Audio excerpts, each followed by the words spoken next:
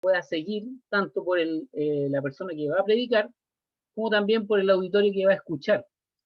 Lo importante cuando uno desarrolla un sermón es que las personas que lo van a escuchar puedan seguirlo, ¿ya?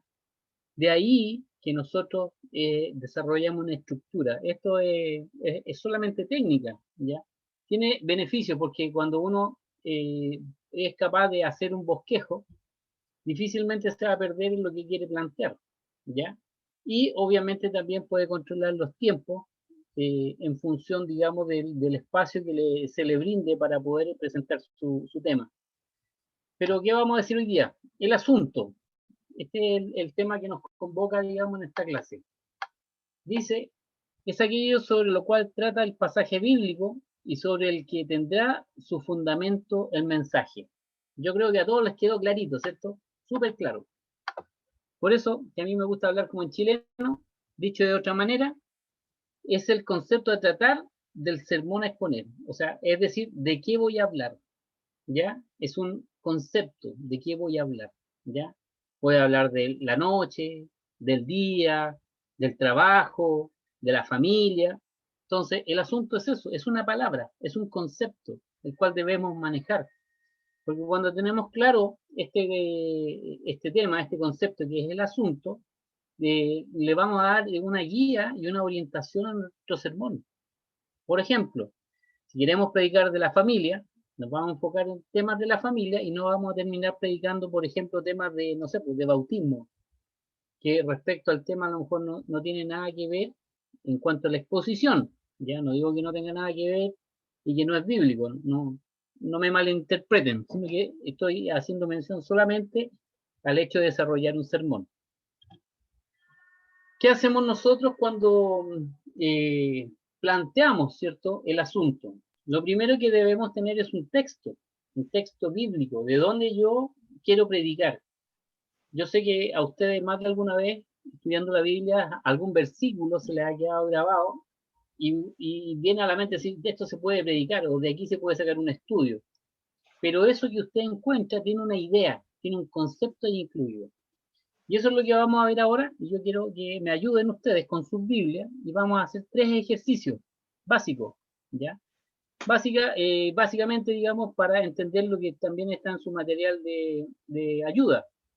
Y vamos a partir por este versículo, que se encuentra en Mateo, capítulo 28, versículo 19. Yo sé que más de alguno se lo sabe de memoria y es capaz de recitarlo. Pero yo puse aquí el texto y vamos a preguntar cuál es el asunto del texto, de qué está hablando, qué les parece. No sé si alguien, no sé si la hermana Lorena Vargas lo alcanza a ver y lo puede leer. ¿Lo podría leer, por favor, para todos? Amén. ¿Me escucha? ¿Me escuchan? Sí, Amén. escuchamos. Por tanto, id y haced discípulos a todas las naciones, bautizándolos en el nombre del Padre y del Hijo y del Espíritu Santo. Muchas gracias, mi hermano. La pregunta de rigor, ¿de qué está hablando el apóstol? El mandato de la Gran Comisión. Ir a ser discípulo. Ahora, dígalo en una sola palabra. Evangelización. ¿De qué? Evangelización. Evangelismo. Está hablando de evangelismo. Discipulado. Discipulado. ¿Ya? Hablar de misiones ¿Están también. seguros? ¿Quién más dijo algo? Habla de misiones también. ¿De misiones? De discípulos. Por ahí discípulos. creo que va, ¿eh? Porque por lo general discípulos. el asunto siempre está en el texto. Ser discípulos, sí. Hacer discípulos. Muy bien, mi hermano Jaime Flores, mi hermana Lorena. El tema es, entonces, discipulado. De eso está hablando. Sí, por tanto, y hacer No está hablando de misiones. ¿Sí o no? Sí. Dice, por tanto, ir, lo está mandando, pero le dice, ¿ir a qué? A ser discípulo. Entonces el tema es de discipulado, ¿ya? Y la gran comisión de llevar la palabra a otras personas no es solamente hablar, sino que se trata básicamente de hacer discípulos. Bueno, ese es algún punto a lo mejor mal entendido ya por nosotros, básicamente por no darle mucho tiempo al estudio. Pero es eso, está hablando de discipulado, ¿ya? Hay una versión que dice, mientras vayan, hagan discípulos, ¿ya? Va a depender de la traducción del texto. Lo que está diciendo aquí es, mientras ustedes trabajan, mientras ustedes hacen cualquier cosa, hagan discípulos. ¿Dónde? En todas partes, donde sea, da lo mismo. Y el discipulado parte en que conozcan al Padre, en que conozcan al Hijo y conozcan al Espíritu Santo. Entonces el tema de este versículo es el discipulado, ¿ya? Que se entiende que se usa en el proceso misionero, ¿ya? Entendiendo que el discipulado es un proceso misionero. Entonces, más que misiones, es discipulado, ¿ya? Porque la misión está subordinada a todo el proceso de hacer discípulos. Ahora, sabemos cuál es el asunto de este versículo, ¿cierto? Discipulado. ¿Cómo lo podemos catalogar ahora? Y ustedes lo dijeron delante. ¿Se acuerdan que nosotros podemos catalogar los tipos de sermones? Evangelismo. Lo vimos en la clase anterior. ¿Qué tipo de sermón es? Evangelístico. Evangelístico. Muy bien, es un sermón doctrinal. Ahí está. Claro. Yo estoy hablando de discipulado. Sí, pues. Ah, de veras. Tienes razón. Es una maldad nomás, ¿ya? Lo dice con Miguel solamente para hacerlos pensar un poco. Y ese es el punto cuando nosotros desarrollamos algún texto y lo queremos transformar en un sermón. Debemos tener claro de qué está hablando, ¿ya? Para no salirnos de la idea general. La idea general es doctrinal, porque cuando yo digo ir y hacer discípulos, ¿a quién le estoy hablando? A los convertidos. ¿Quién se atreve? ¿Este mensaje para quién es? Para los creyentes. Para la iglesia. Muy bien, pues. Y si es un mensaje para la iglesia, no es evangelístico. Es doctrinal, estoy enseñando algo. Estoy enseñando que mientras yo hago cualquier cosa, en cualquier parte del mundo, lo que debo hacer es discipular. Y el discipulado es una doctrina, es una enseñanza. Y de hecho hay talleres de discipulado, ¿cierto? Hay, no sé, estudios de discipulado, hay personas que se especializan en esta tarea de enseñanza. Y de hecho aquí dice el mismo texto, mire, si el texto lo puede dividir y hacer el sermón al tiro. Mientras vayan, hagan discípulos. ¿Pero qué les voy a enseñar? Enséñenles del Padre, enséñenles del Hijo y enséñenles del Espíritu Santo. Incluso el mismo texto muestra el problema de que está, porque dice, algunos dudaban. Y ahí empieza a decir que hay que ser discípulos. ¿Sí? Pues. Y de hecho la palabra discípulo está en el texto, si se dan cuenta. Sí. Y no aparece evangelio. ¿Cierto? Entonces, hay que tener cuidado. Hay veces que el texto que yo escojo para un tipo de sermón, ¿cierto? El asunto no está la palabra puesta ahí, literal, pero sí está de manera tácita. Hay otro en que la palabra está. Yo sé que no me voy a arrancar porque la palabra, no sé, porque dice, eh, vayan a evangelizar, por decir algo. Y la palabra evangelización está ahí, o sea, no me voy a equivocar. Y aquí es uno de los temas que yo no me voy a equivocar porque dice que lo que hay que hacer y es hacer discípulos. Aquí no le dice predíquele a la gente, dice hagan discípulos. O sea, una vez que conozcan al Padre, al Hijo y al Espíritu Santo, transfórmenlos en discípulos. De eso se trata. Aquí, ahora vamos con otro ejemplo, porque tengo dos más. Si alguien quiere leer este salmo, el Salmo 43:5, para que analicemos cuál es el asunto de este salmo, de qué está hablando.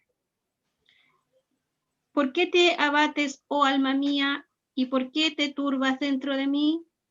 Espera en Dios, porque aún he de alabarle, salvación mía y Dios mío. Muy bien. ¿De qué está hablando?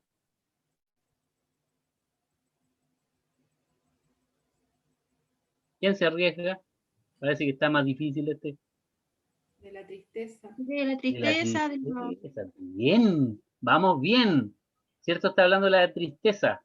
Y en nuestros tiempos modernos, cuando se habla de tristeza, se asocia con una palabra y se llama depresión. Aflicción. ¿Está bien o no? Sí. Aflicción. Aflicción, depresión, amargura, tristeza, como quieran llamarlo. Yo puse simplemente la palabra depresión porque consideré que se veía bonito nomás. No. Si ocupo un sinónimo, yo no me enojo. ¿Pero de eso habla o no?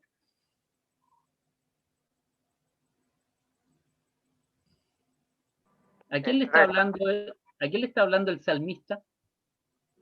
¿A quién le habla? Así mismo.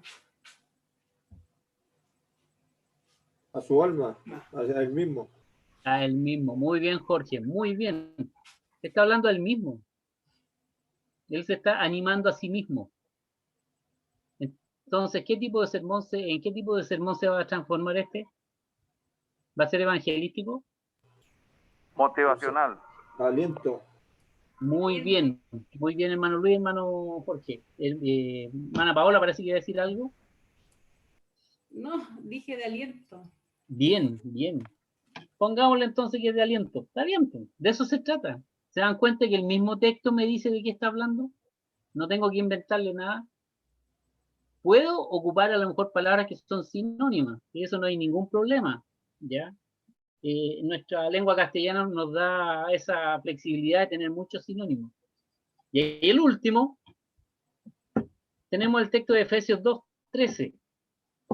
¿Algún voluntario o voluntaria que quiera leerlo? Dice, pero ahora en Cristo Jesús, vosotros que en otro tiempo estabais lejos, habéis sido hechos cercanos por la sangre de Cristo. Muy bien. ¿Y de qué está hablando? ¿Está hablando de la salvación? Veamos si es cierto. Reconciliación. Sí, pues, la reconciliación y la salvación. Son sinónimos, y no hay problema. Es lo que yo quiero plantearle a ustedes para que no se compliquen, ¿ya? Nosotros entendemos que la salvación es ser reconciliado con Dios. Está bien, pues, es salvación. ¿Y qué tipo de sermón es este?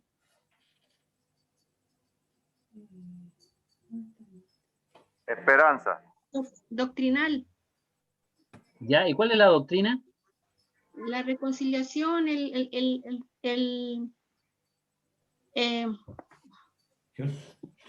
estábamos muertos al pecado y ahora vivimos a través de Jesucristo. Ya.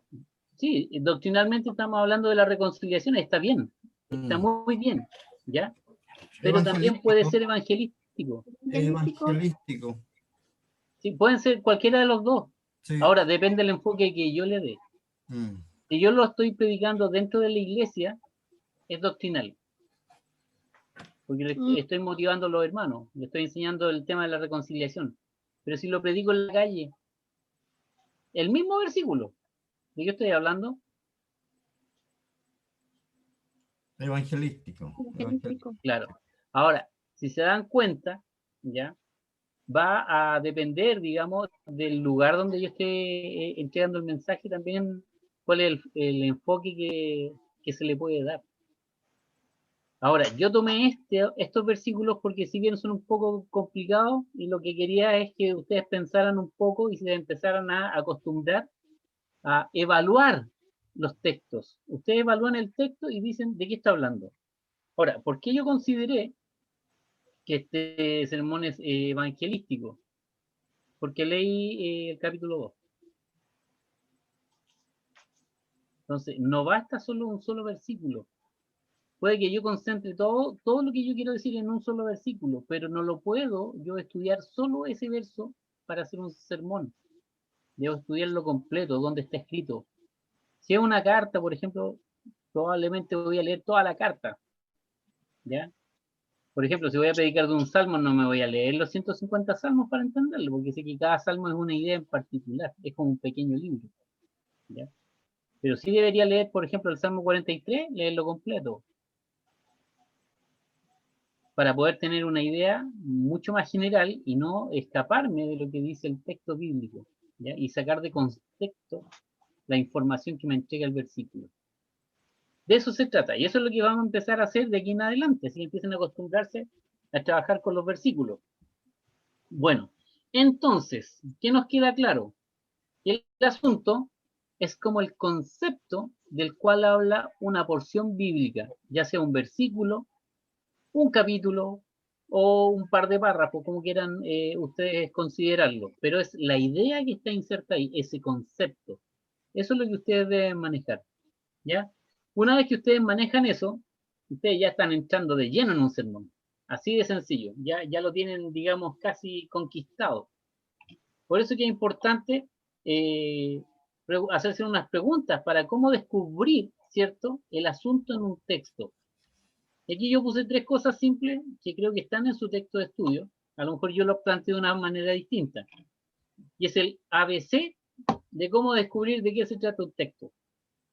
Y lo primero es leer repetidas veces el texto seleccionado, incluyendo su contexto inmediato.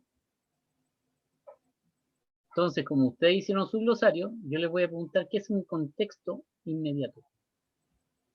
Si alguien lo puso dentro de su glosario.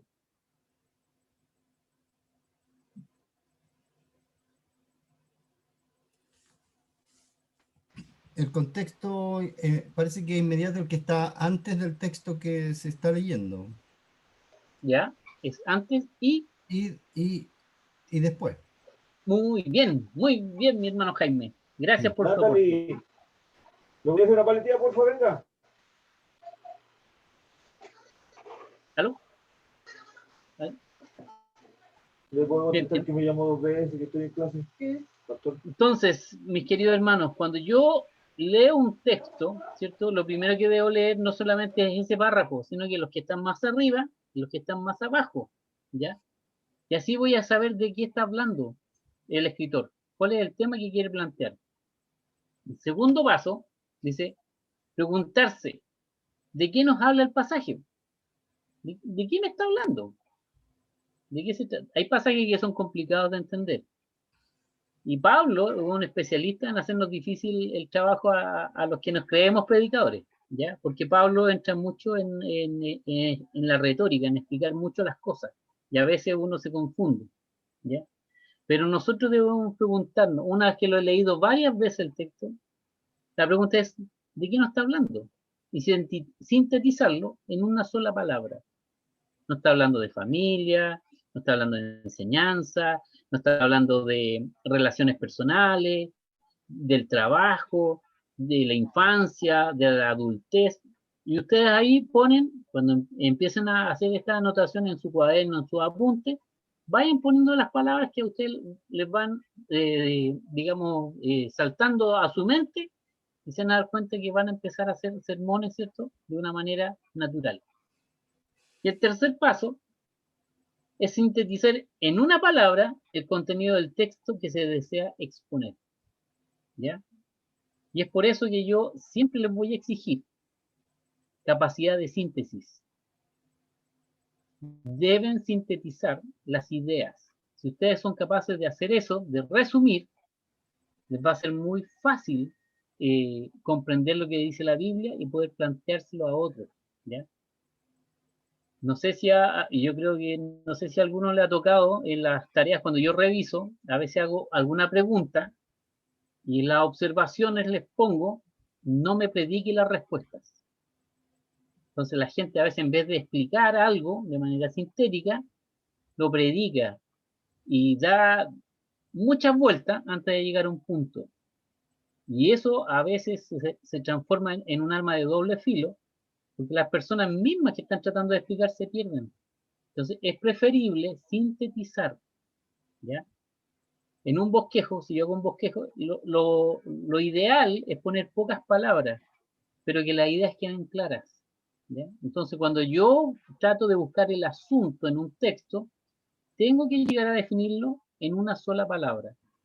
Si ustedes se dan cuenta, en su texto de apoyo para esta materia, tiene varios tipos, ejemplos de asuntos, ¿ya? Y esos no son todos los asuntos que hay, son solo un ejemplo. Y creo que muestra, no sé, más de 30 parece, ni los conté. pero usted incluso puede inventar asuntos que descubre usted dentro de la Biblia que a lo mejor no están en ningún libro. Y eso puede ocurrir, porque es amplio el material que nos entrega la Biblia para poder determinar de qué nos está hablando. Pero la idea es llegar a consolidar toda esta idea en una sola palabra, ¿ya? De eso se trata. ¿Alguna pregunta, alguna duda, alguna observación? ¿Algún aporte?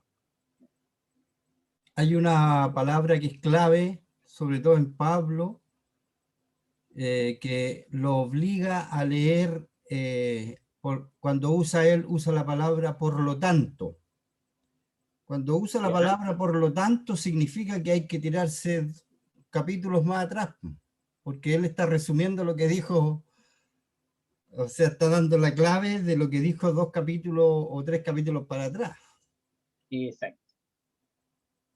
Esa palabra es clave para mí. Cuando dice por lo tanto, entonces yo me tiro para atrás al tiro. No me diga que se queda dormido, ¿sí? No. Bien, no, le entiendo. Gracias a mi hermano Jaime. Sí, cuando uno encuentra la palabra por lo tanto, como dice mi hermano Jaime, lo que está haciendo Pablo es haciendo una conclusión. Entonces Pablo tiene una forma bien particular de explicar. Toma 2 o 3 ejemplos y después hace una conclusión. Y después dice, por lo tanto. Entonces ahí es donde uno ve de cuántas cosas está hablando. Entonces por eso a Pablo hay que entenderlo como un gran pensador. Entonces no es cualquier persona y eso es importante. ¿Alguna otra observación, alguna otra nota, algo que quieran aportar? Gracias, mi hermano Jaime. ¿No?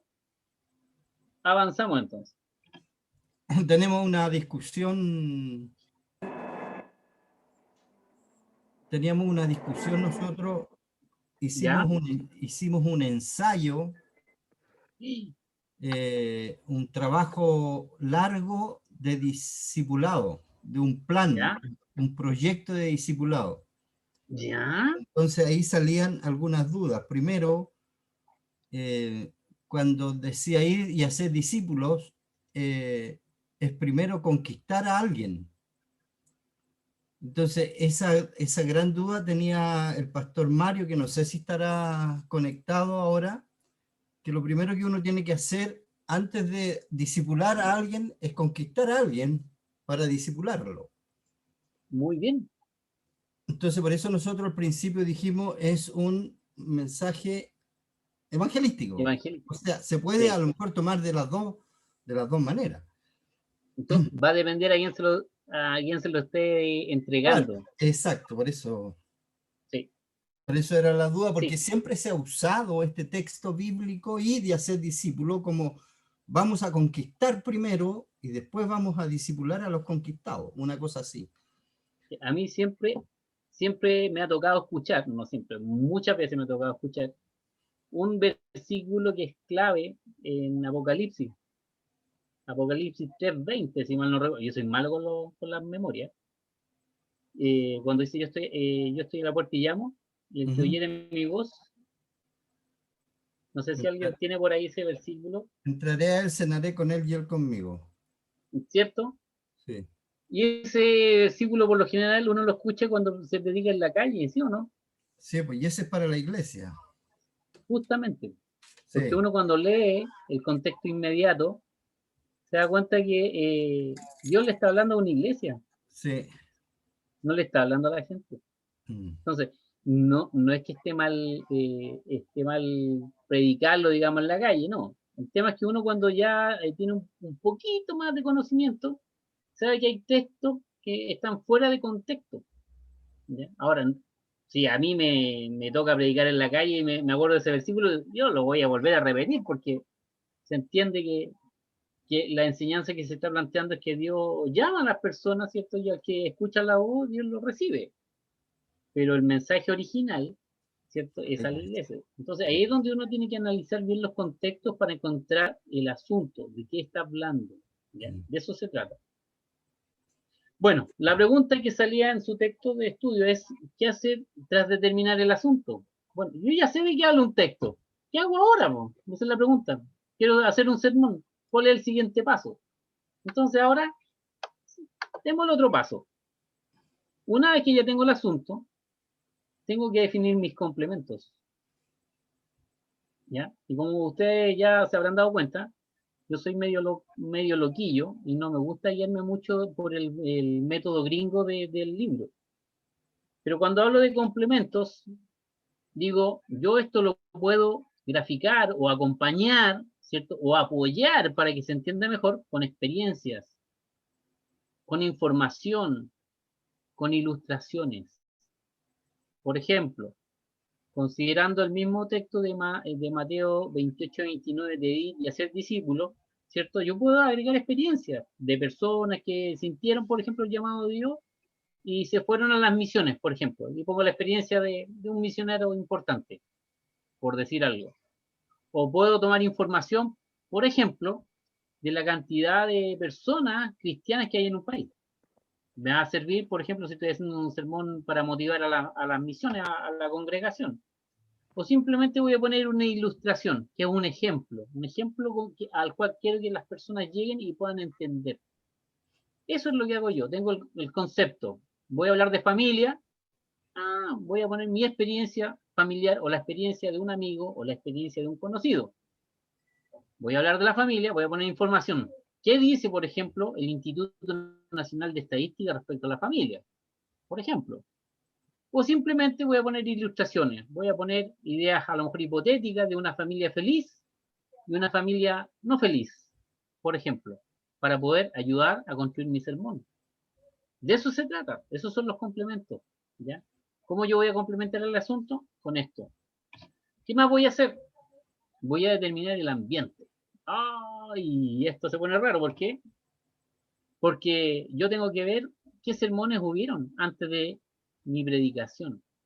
¿Qué predicó el pastor de la congregación antes, ya sea un día martes, jueves, domingo? ¿De qué habló? Yo debería tener un poco de luz respecto de qué es lo que está planteando. Imagínense que a ustedes los van a invitar, ya me voy a poner a profetizar, los van a invitar a predicar a una iglesia, ¿ya? Y le dicen, el tema es libre. Y usted dice, bueno, ¿de qué predico? Si el tema es libre. Lo primero que debería preguntar yo es preguntar, bueno, ¿de qué predicó el pastor en su último sermón? Por último, para saber de qué está predicando. Y no predicar el mismo sermón. ¿Cierto? Entonces, debo conocer eso. Debo conocer la realidad del local, de la realidad local en cuanto a las personas, dónde viven, cómo viven, cuáles son sus aspiraciones. Imagínense si un misionero y le dicen tiene que ir a predicar a tal parte y no maneja el idioma. A lo mejor va a tener que llevar un traductor. A lo mejor va a predicar, por ejemplo, con títeres, que suena raro, pero para presentar ideas. Pero debo conocer a quiénes yo voy a alcanzar con el sermón. Debo tenerlo claro. ¿Ya? Por ejemplo, lo invitan a predicar en un estudio para jóvenes. No hay un sermón para los abuelitos y le va a predicar a los jóvenes. Tengo que conocer el ambiente. Y en tercer lugar, a mí me fascina el paso ABC, tengo que analizar la ocasión. ¿Ya? ¿Y qué significa esto? La necesidad que existe en el lugar donde me han invitado o donde yo quiero presentar algún sermón. ¿Bajo qué condiciones se puede predicar? Imagínense que la congregación esté pasando un proceso de prueba, ¿ya? Una prueba colectiva. O que esté pasando, por ejemplo, un problema en el sentido de que uno de sus miembros a lo mejor esté gravemente enfermo. Entonces, yo no voy a ir no sé, pues a hacer una predicación muy festiva si la gente está triste. Yo a lo mejor voy a ir a animarlo. Tengo que conocer a la audiencia, ¿cierto? Si va a ser un culto general, donde hay niños, jóvenes, preadolescentes, adultos, ancianos, adultos mayores, como quieran llamarlo, o simplemente van a haber personas de un cierto estrato, incluso un estrato social.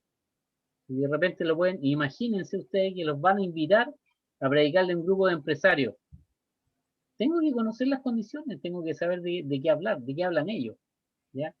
Entonces eso me va a orientar. Entonces si yo digo voy a predicar de un tema, tengo que conocer estos puntos para que me ayuden a construir el sermón, ¿ya? Esa es la idea de lo que se plantea. Una vez que tengo ya dominado el asunto, debo pasar al tema a predicar. El tema es el aspecto concreto del asunto. Me gustan estas definiciones gringas. Que ha de ser desarrollado en el transcurso del mensaje. ¿Quién me puede decir que le queda claro esto que está en lo copié textual del libro? ¿Quién lo entiende? ¿O quién me puede dar una idea de a qué se refiere?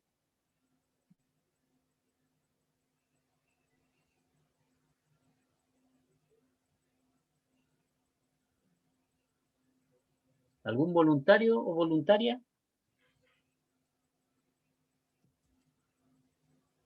A lo mejor la Susi que quiere levantar la mano y no se atreve.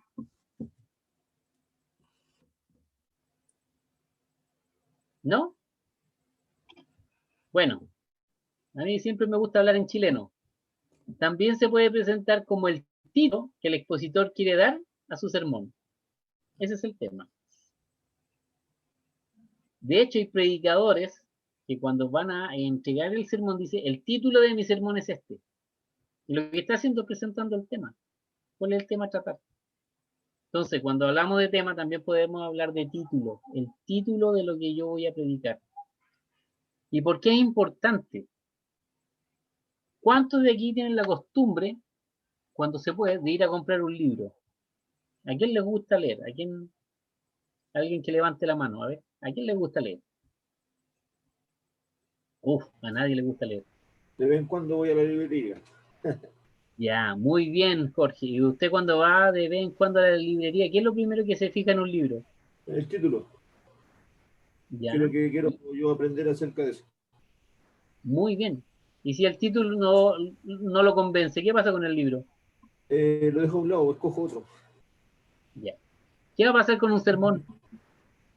Si el título es fome. Lo dejo a un lado. No, la gente nos va a dejar de lado. Las personas que van a escuchar no nos van a considerar. Ese es el tema. Eso es lo importante del tema. Tener un buen título. Si tengo un buen título para mi sermón, lo hago atractivo. Y lo que estoy haciendo es conquistando de a poco, ¿cierto?, a las personas para que quieran escuchar lo que yo les quiero presentar. No sé, pongamos un título fome.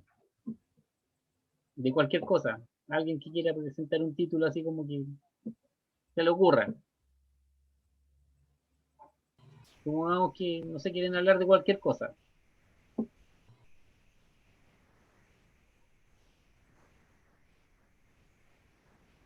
Hermano Marco, ¿a qué se dedica? ¿Perdón? ¿A qué se dedica hermano Marco González? En mi trabajo secular Sí, pues su trabajo. trabajo en mantenimiento. Mantenimiento. Sí.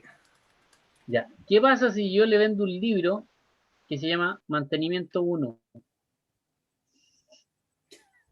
No me va a interesar que era el 2. No suena ni truena, ¿cierto? No es muy No. simpático. Pero ¿qué pasa si le digo el mantenimiento o el buen mantenimiento, no sé, de un calefactor? Por decir algo. Ahí cambia, hay un interés de algo. Ya hay un foco de interés. Entonces, cuando yo desarrollo Sí. el tema o el título, debo estarle como dando un dulce a la gente a ver si quiere conquistar. Pues así que ustedes lo que deben hacer cuenta es que están escribiendo un libro, ¿ya? Y en el título van a saber si la gente quiere comprar su libro o no. Ahora, una de las formas prácticas para ver si el título funciona es cuando uno está desarrollando un sermón y le pregunta a otra persona y le dice, mira, ¿qué te parece este título? ¿Te convence o no te convence? Y preguntarle.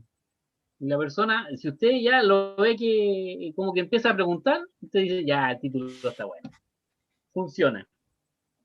Pero si la persona dice, sí, no sé, no me tinca, ya usted sabe que tiene que cambiar el título o darle profundidad. De eso se trata. Por eso es que es importante un título. Cuando uno ve los diarios, que cada día se ven menos, en los kioscos, por ejemplo, siempre aparece en la primera página de un periódico, por ejemplo, un título con letras destacadas, verdes, rojas, azules. Por lo general, no soy experto en gráfica, pero dependiendo del título que tenga el diario, es si vende o no vende. ¿Sí o no? ¿Alguien vio algún diario hoy día?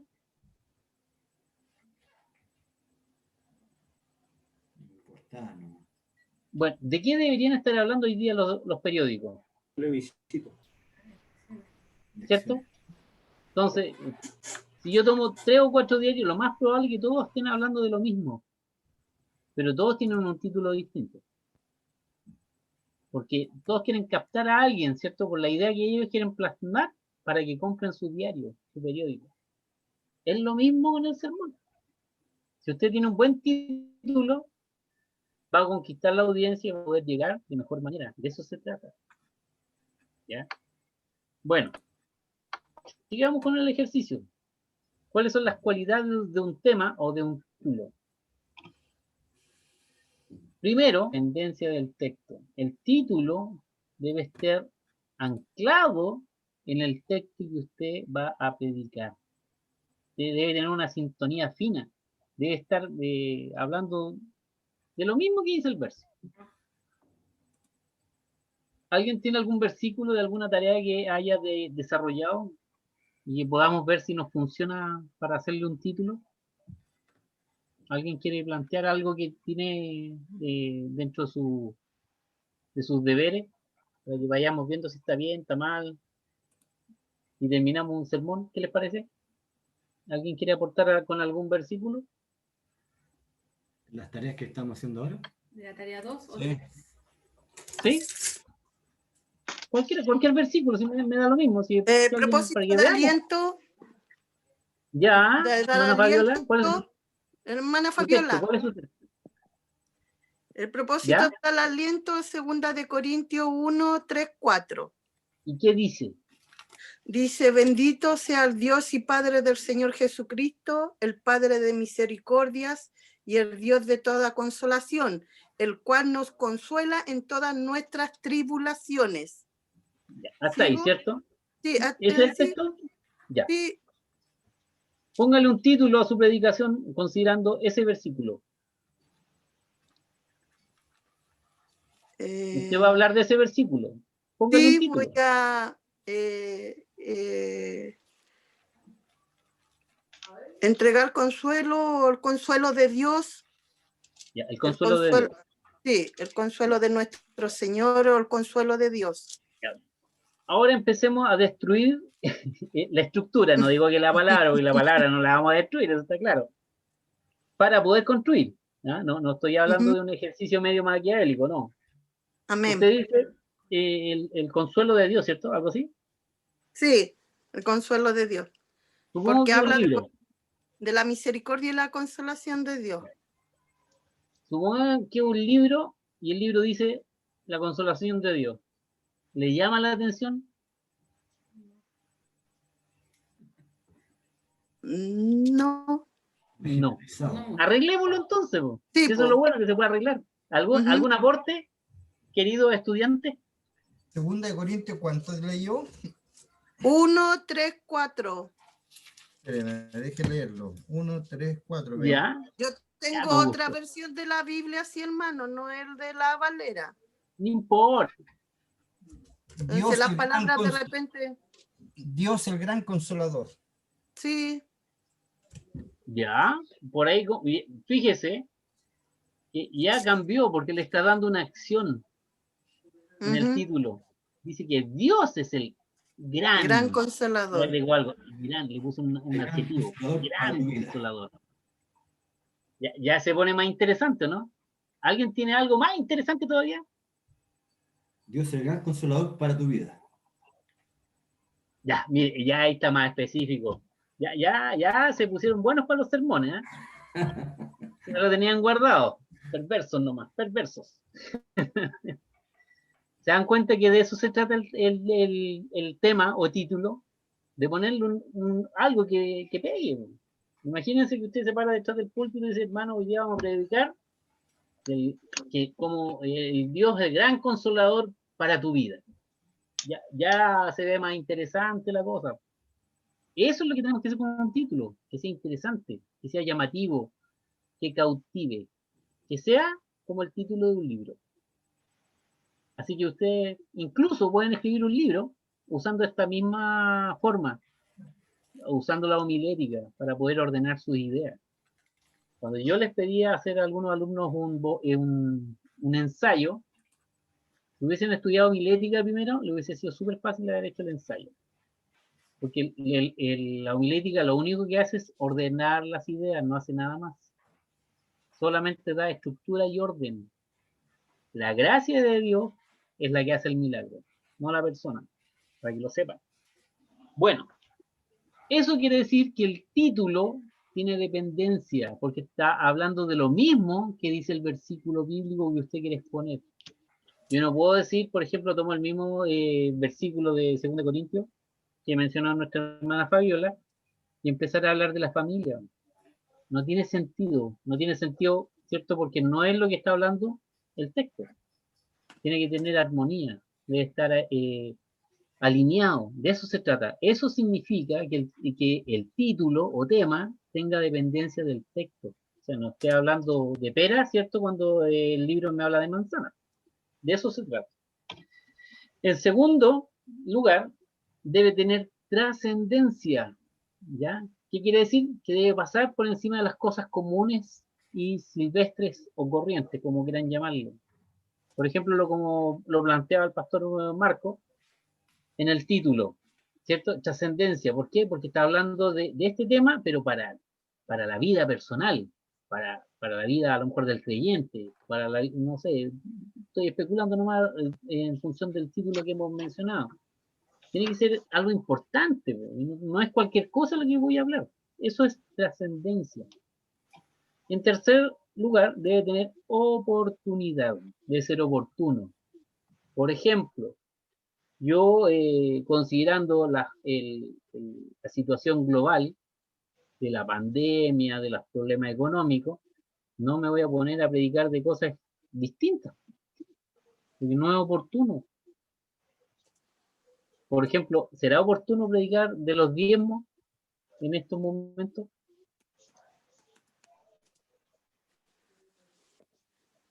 ¿Alguien que se quiera tirar un piscinazo? Depende no, depende de depende de la forma. porque hay exactamente, y tenemos que considerar que hay muchos hermanos que no están trabajando y que se pueden sentir aludidos de una forma mal. Exacto, entonces va a depender de la oportunidad, bajo qué contexto, ¿cierto? Están las personas que van a escuchar el sermón. Ahora, Imagínense que yo me ponga a hablar de avivamiento, por ejemplo, en una iglesia y vaya con todo el power a predicar de avivamiento y la iglesia está pasando por un proceso de disciplina, porque se han portado mal. ¿Es oportuno? Oportuno. Ahora ¿me escucha? Sí, hermano Jaime. A mí me tocó predicar el domingo pasado y yo hablé de dinero y de diezmo. ¿Ya? Pero lo hablé desde la perspectiva cuando Pablo agradece a la iglesia cuando dieron aún más allá de su fuerza para apoyar a los hermanos que estaban padeciendo en Jerusalén.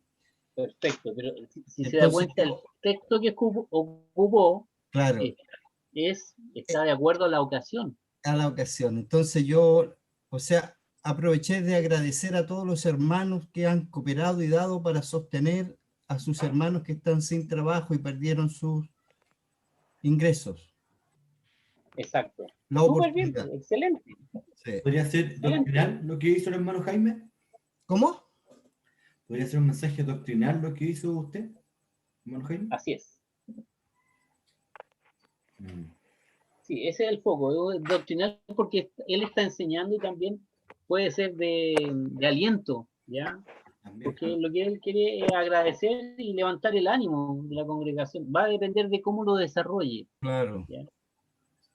Pero muy bien, pues viene, ese es el punto cuando yo no me salgo de la ocasión, de lo que está viviendo, ¿cierto? Una comunidad. No puedo llegar a predicar una cosa, ¿cierto? Y los hermanos andan, no sé, pues, en otra, con su mente no, en otro lugar. ¿Ya? Ese es el punto de lo que estamos hablando. Pero, como decía, a mí siempre me gusta agregarle, el mejor tema se logrará a través de la búsqueda de Dios y de permitir que el Espíritu Santo guíe al expositor. Usted puede buscar los mejores títulos, ¿cierto?, en su cabeza. Pero si no hay una búsqueda de Dios, esos títulos a lo mejor no van a conquistar a nadie. Por eso es que es importante que el predicador tenga esta sintonía con la palabra y esta sintonía con Dios. Hay personas que desarrollan sermones súper lindos. Uno los escucha bien armaditos, todo. Pero uno se pregunta, bueno, ¿y dónde está Dios ahí? Porque uno dice, y como que el hermano no transmite eso. Y eso, yo diría que es el 60% del sermón. ¿Ya? La vivencia personal con Dios. Cuando uno quiere transmitir. Spurgeon decía, si no había fuego en el púlpito, no había sermón. Y eso habla de presencia de Dios. La presencia de Dios se logra estudiando la palabra, teniendo comunión con Dios y teniendo comunión con los hermanos. No solamente con Dios, sino con los hermanos también. Es importante, es importante. O sea, yo puedo hacer los mejores bosquejos, pero si Dios no está ahí, solamente son letras. Y ustedes se van a transformar en predicadores de la palabra de Dios, no en expositores de temas. ¿No? ¿Ya? Para eso hay mucha gente que da temas de cualquier tipo, de cualquier índole. Lo importante es lo que hay detrás, que es la presencia de Dios. Y eso es lo que hay que buscar. A eso quería apuntar. Parece que su libro también lo toca de manera directa, no digo tangencial, sino que directa. Bueno, la proposición, ¿ya? ¿Cuál es la propuesta? ¿Qué es lo que me propone el predicador, ¿cierto? A través del sermón, con su título, ¿cierto? Y ya una vez declarado el concepto o el asunto que va a tratar. Y decimos que la proposición es una oración completa, precisa y concisa que el predicador desea plantear como medio para alcanzar un objetivo específico. ¿Ya? La proposición es eso, una propuesta. ¿Qué es lo que yo quiero como predicador? ¿Ya? ¿Para dónde quiero que vaya mi sermón?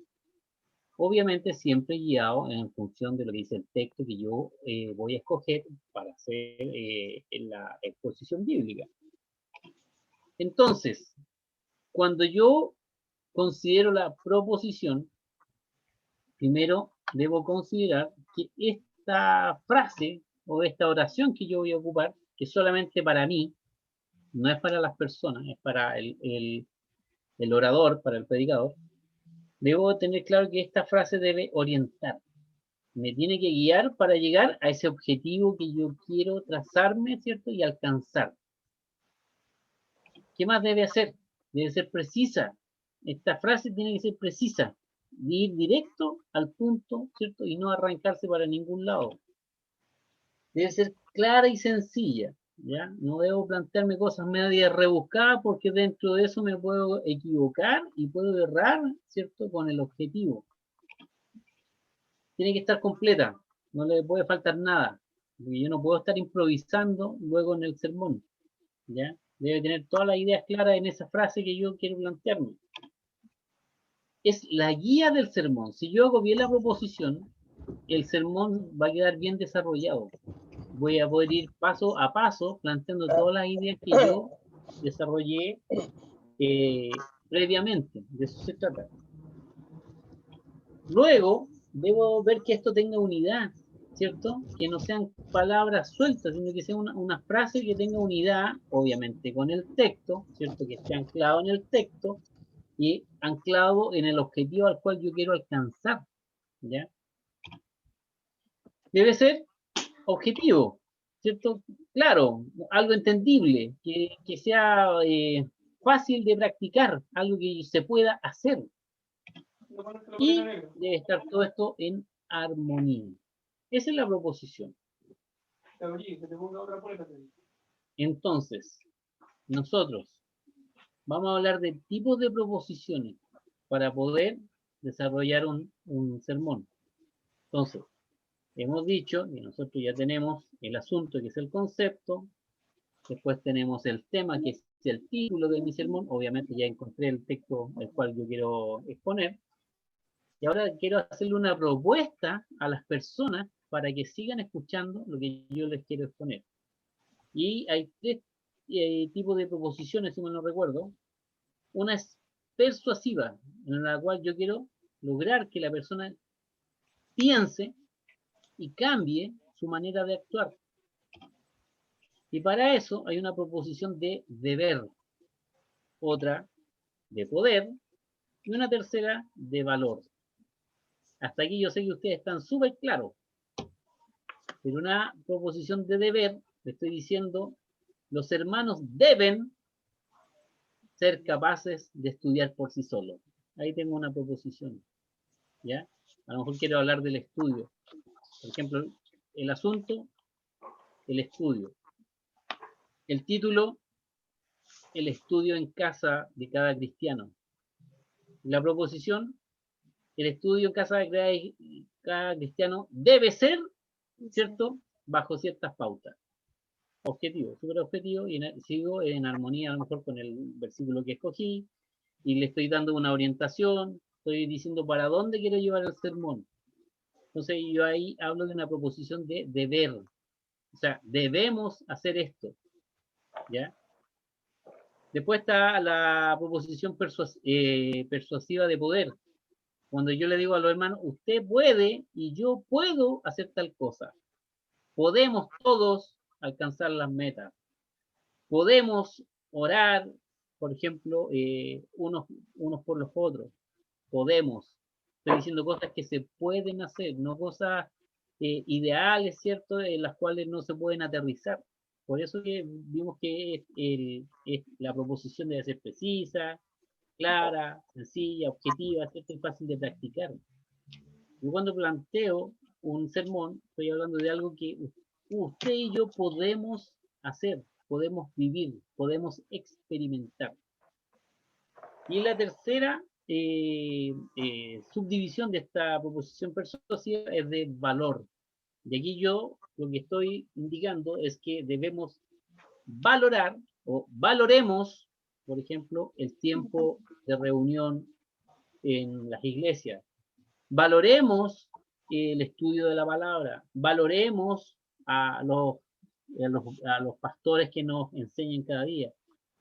Lo que está hablando es de darle valor a algo, que podemos darle valor, que nosotros debemos atesorar algo.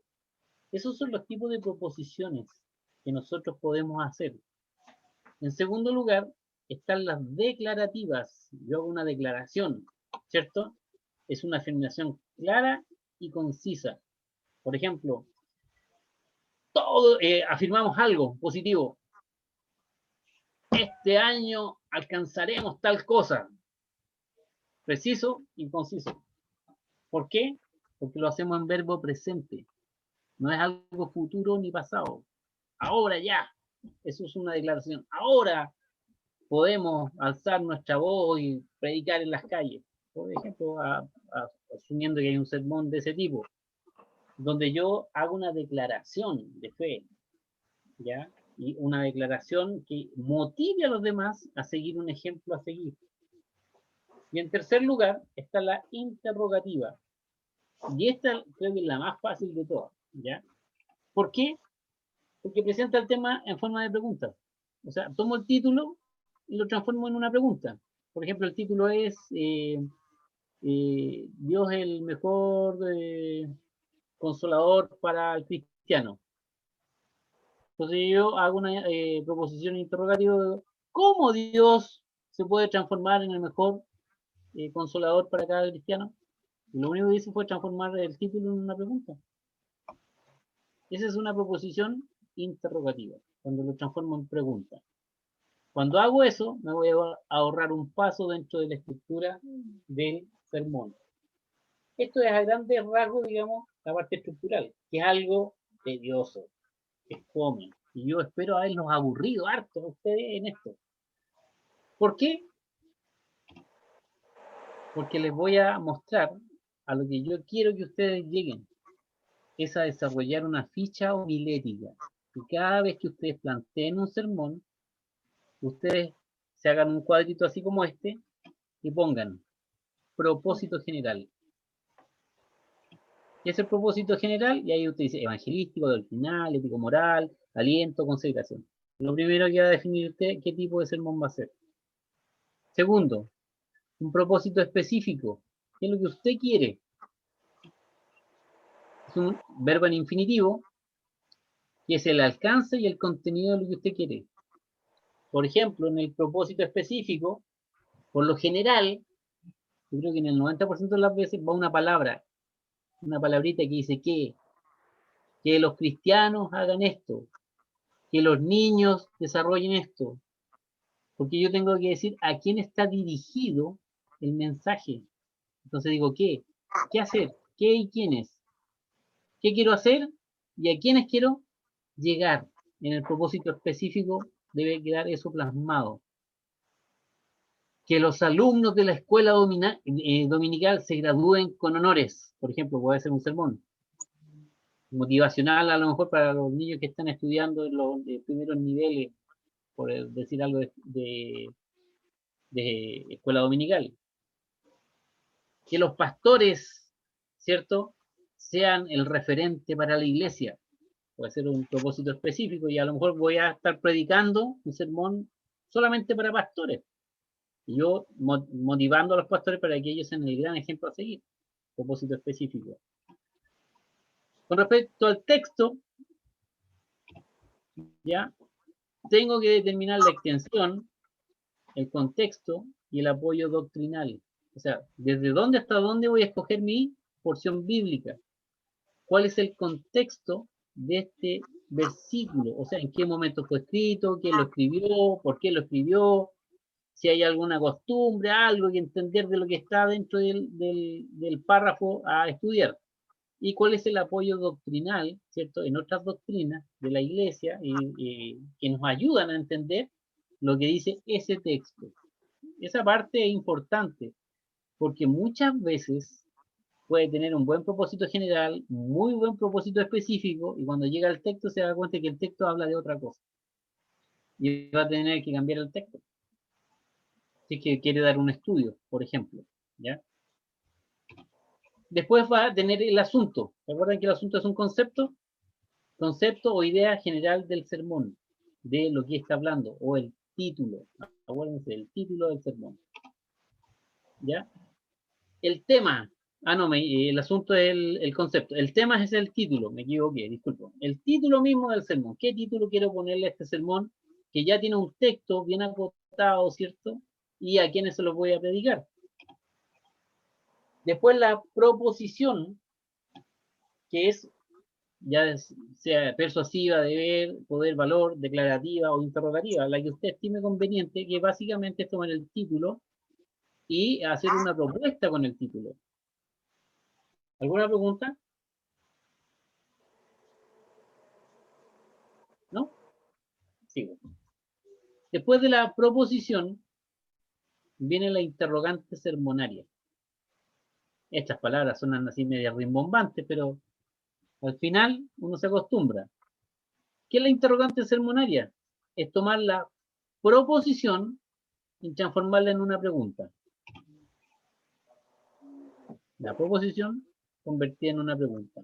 Usted toma la misma proposición que se hizo y la transforma en una pregunta. Por ejemplo, una proposición de valor. Los cristianos debemos valorar el estudio en casa de la palabra. La interrogante seminaria va a decir, ¿cómo podemos los cristianos valorar el estudio de la palabra en casa? Es eso, transformar la misma proposición en una pregunta. Y después viene la oración de transición, que es la respuesta a la pregunta. Respuesta natural a la oración de transición, y que aquí aparece algo que todavía no hemos visto, que es la palabra clave. ¿Ya? Y hay una palabra que nos va a ayudar a formar, ¿cierto?, o a hacer las divisiones de nuestro sermón.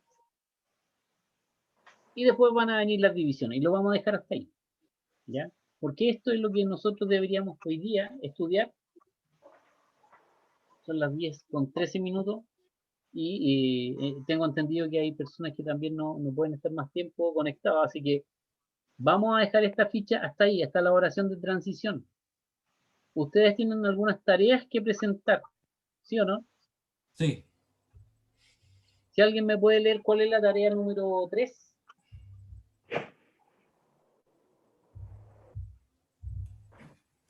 Escribir los ejemplos de textos bíblicos para propósitos evangelísticos, doctrinar, dar aliento y apologético. ¿Ya? Esa es ¿Cuál la tarea, apologética?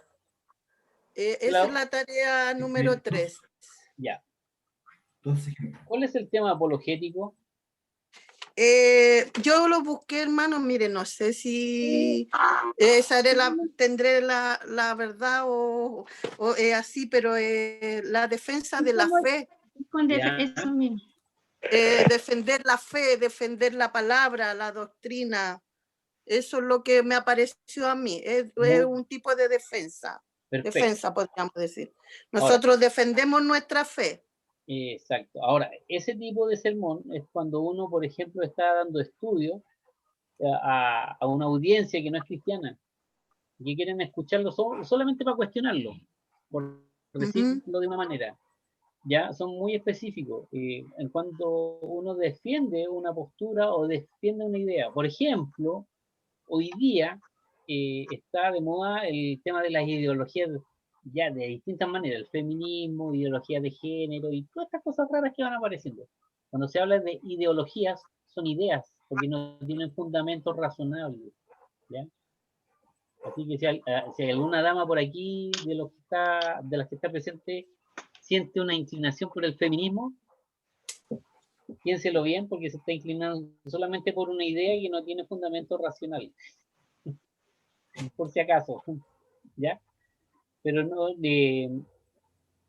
cuando hacemos apologética o defensa de la fe, por ejemplo, ¿cómo le hablamos a una feminista de Dios? Cuando sus posturas, el 80% están en contra de las creencias cristianas. No digo religiosas, sino de cristianas, porque las religiones son reglas, ¿no? Entonces ahí yo tengo un sermón apologético, o puedo desarrollar una estructura para defender algún punto que yo creo. Por ejemplo, ¿cómo yo puedo hacer defensa de la fe dentro de una iglesia, indicándole a los hermanos que no sean machistas? ¿Lo han pensado, no? ¿O no hay machistas dentro de la iglesia? muchos. ¿Qué dice el público? ¿Hay o no hay? Sí hay. Hay. Sí Porque hay. todo, Hay más libros apócrifos. claro, dentro de todo eso son reglas que la gente se autoimpone para poder darse un valor, ¿ya? Entonces, porque son reglas, ¿no? Ahora, hay reglas que son positivas y reglas que son negativas. Por ejemplo, si ponen un letrero en la iglesia al entrar, por favor, mantenga la prudencia y no ande gritando, es una muy buena regla, porque uno no va a la iglesia a andar gritando como los locos, ¿cierto? Por lo general, en una sala pueden decir, por favor, los niños mantengan la compostura, es una buena regla. Pero hay reglas que imponen los hombres que no tienen ningún sentido y no tienen asidero en la escritura. Entonces, nosotros como estudiantes de la Biblia, todos tenemos que llevarlo al conocimiento, ¿cierto?, de la palabra de Dios. Es por eso que es importante hacer sermones, porque ustedes son los primeros que se van a edificar antes que lo escuche otra persona al hacer un sermón. Al tener todas estas ideas que están plasmadas acá para poder estructurar un sermón, lo único que le está ayudando a cada uno de nosotros es a poder hacerlo de una forma ordenada, nada más. Así que yo siempre, solamente quiero terminar un poquito, siempre escuché a mi querido pastor Manuel Flores, papá del hermano Jaime Flores, que él como profesor de Biblia y profesor de instituto, siempre nos decía que la exégesis, la homilética, la hermenéutica se iba al tarro a la basura cuando Dios quería hablar. Y eso es la pura y santa verdad. Hasta el día de hoy yo no encuentro a nadie que me diga lo contrario. Yo lo aprendí de una persona estudiosa de la palabra. Entonces, ¿para qué me ayuda esto? Para yo poder presentar de manera ordenada un sermón. Pero si viene Dios ahí entre medio del sermón y a usted le dice tiene que hablar de tal cosa, Dios lo va a guiar. Y en eso confiamos. ¿Ya? Esto es solamente para el orden. ¿Ayuda bastante? Sí, ayuda bastante, porque no solamente ayuda para exponer los conceptos bíblicos, ¿cierto? Los principios y los fundamentos doctrinales de nuestra fe. También sirve para hacer las tareas a los que están estudiando, los que tienen que hacer ensayos, los que tienen que presentar algún informe. Esto ayuda bastante. Y esto es una herramienta que no la inventaron los cristianos. Esto está, siempre ha estado, esto es parte de la gramática. ¿Ya? Por eso que a lo mejor nos cuesta a nosotros como chilenos estudiar eso, porque somos malos para la gramática. Nos cuesta estudiar la gramática, somos malos para aprender sinónimos, antónimos, adjetivos y conjugar verbos y cosas por el estilo. En términos generales, no estoy diciendo que todos sean igual. ¿Ya? Y a lo que apelamos con la homilética es que podamos tener una forma ordenada de presentar un sermón. La hermana Lorena iba a decir algo. No, era en relación a la tarea, profesor. ¿Ya? ¿Cuál es Porque, la pregunta? no, yo no tengo los versículos, pero no sé si hay que desarrollarlo tal cual como la tarea anterior. Ya. Entonces, Mire, eso es lo que básicamente, en la medida que vamos encontrando o vamos presentando versículos, tenemos que irlo estructurando en función de la materia que hemos visto. Por ejemplo, el primer versículo dice busque versículos para un asunto, ¿cierto? Y usted busca un versículo y dice, esto habla de la fe, esto habla de, no sé, de la familia, y ahí va teniendo el asunto, ¿cierto? Pero ahora va a buscar otros versículos y dice, ya, haga el asunto, pero también póngale el tema. Entonces va a poner a lo mejor otro versículo, va a decir, este versículo habla de tal cosa, y el título o tema que yo quiero para esto es este. Y va a tener que ir agregándole cosas. En la medida que vamos avanzando, usted le va a ir agregando todo lo que está estudiando. ¿Ya?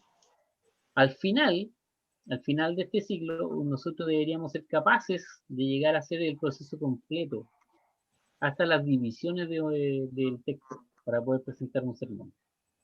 Y, obviamente, cerrar con la conclusión. Pero de eso se trata. Si la próxima tarea le dice tiene que hacer, presentar 3 textos, donde tiene que poner el texto, asunto, tema, proposición, interrogante sermonaria. Y va a tener que desarrollar los 3 temas. Y siempre se va a ir añadiendo algo más. Esa es la mecánica del estudio de esta materia. ¿Alguna pregunta? ¿Queda claro? Perdón, hermano, era el título y el tema, ¿verdad? Lo que más o menos hay que para la ponerle clase a 3, la tarea. El título y el tema. No, ¿De para qué la se clase trata 3 el no. título? a ver, ¿qué dice la pregunta o la información para la pregunta o la tarea número 3? la tarea número 3 dice escribir 2 ejemplos de textos bíblicos para propósito. 2 puntos. Ya. Evangelístico, ¿Vale? doctrinal, dar aliento y apologético. Ya. Si se dan cuenta, lo único que está pidiendo es hacer la primera parte de la ficha. ¿Sí o no? Propósito general. Tengo mi versículo y tengo que decir para qué me sirve ese versículo. ¿Se acuerdan lo que hicimos al principio de la clase? Y les puse 3 versículos. Y les puse el asunto y les dije cuál era el propósito general de cada uno de ellos. Ustedes lo hicieron, no yo. Eso es lo que le está pidiendo. ¿Se dieron cuenta? Ahora sí. ¿Alguien tiene la tarea 4 por ahí que la pueda leer? no está. No está. Tarea- No está la tarea disponible. 4. La 3 nomás. Vamos la 3. Y Vamos no en tienen la el 3. libro. No tienen el Hermano, libro completo. las tareas no están disponibles, yo no tengo el libro. Yo entro a la plataforma para ver las tareas. El Y lunes, las tareas están disponibles hasta la número 3. el lunes Hermana Paola, Sí, aquí lo tengo. ¿será posible compartir el texto con todos los hermanos? El texto completo de la materia homilética, porque ahí están todas las tareas. Ya. Bueno, el mismo que tengo yo, me imagino, porque ahí vienen las tareas por cada una de las clases y están todas las tareas hasta la última clase. La tarea 4 dice escribir 10 temas diferentes para sermones con su proposición cada uno. Con su proposición. Pero la hermana la puede enviar al WhatsApp, por favor. Es que se suben los lunes, hermano. Esta es la 4. Sí. Todos los lunes. Yo entro a la plataforma y yo veo mis tareas. Pero si el hermano está preguntando hoy por las tareas, la plataforma no me deja entrar a la tarea número 4.